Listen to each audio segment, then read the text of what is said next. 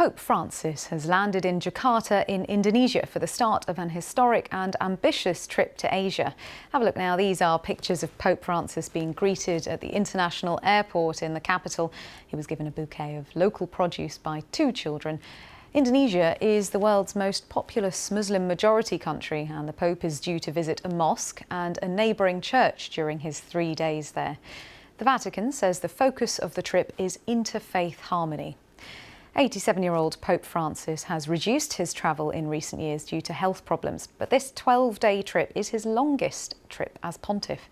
As well as visiting Indonesia, he will also travel to Papua New Guinea, East Timor and Singapore. He's set to travel nearly 33,000 kilometres during the trip, and he's scheduled to attend more than 40 events.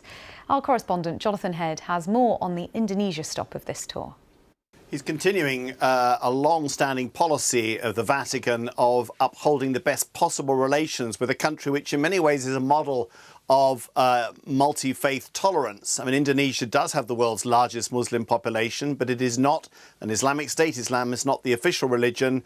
There are significant minorities, including around 8 million Roman Catholics. And the Indonesian modern state has always accepted a place for all faiths. And so I think it's always seen, given that it's such a large Muslim population, as a sort of showcase of how relations between different faiths can be managed. And in general, most Indonesian governments have stuck to the secular origins of the modern country when it declared independence and made a place for all these religions. And the Vatican has kept significant diplomatic representation there.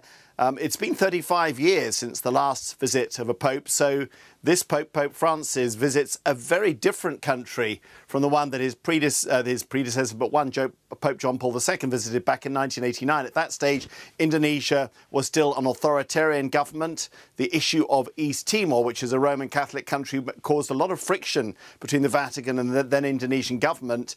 This time round, of course, Pope Francis will be celebrating the openness of Indonesia, but that doesn't mean there aren't problems between faiths in Indonesia. It's always a sensitive issue, managing them.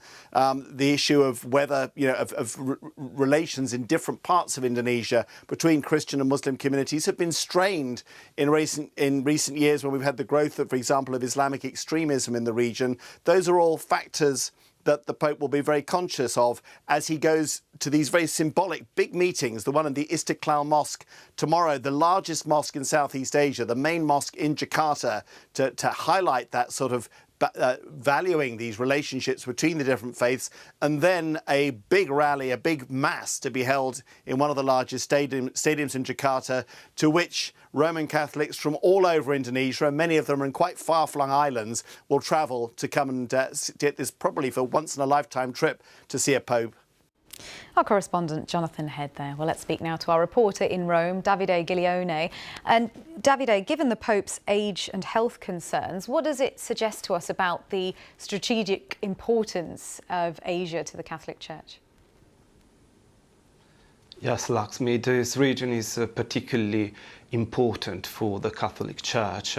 Now, the Pope's visit to Asia certainly underscores the concern of the Catholic Church for a region which is both rich in mineral and natural resources and increasingly exposed to social and geopolitical struggles.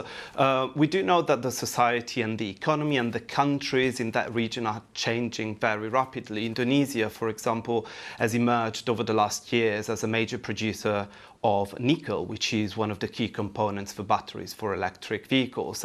That has made the country and the region more generally very appealing for international investors, for global powers such as China and Western countries. This is clearly a very important issue for Francis, who is trying to position the Catholic Church as a moral voice in the region to make sure that this transition is fair and sustainable. But a very important aspect for Francis is also climate change. We do know that the region, Indonesia specifically, with its biodiversity, is very exposed to climate change, rising sea levels, rising temperatures. In fact, the country, Indonesia, is moving its capital from Jakarta to Borneo. So again, Pope Francis has been very vocal about climate change and has made climate change one of his priorities. Want to be present there and make sure, again, that the transition is sustainable and fair. Our reporter Davide Giglione, thank you.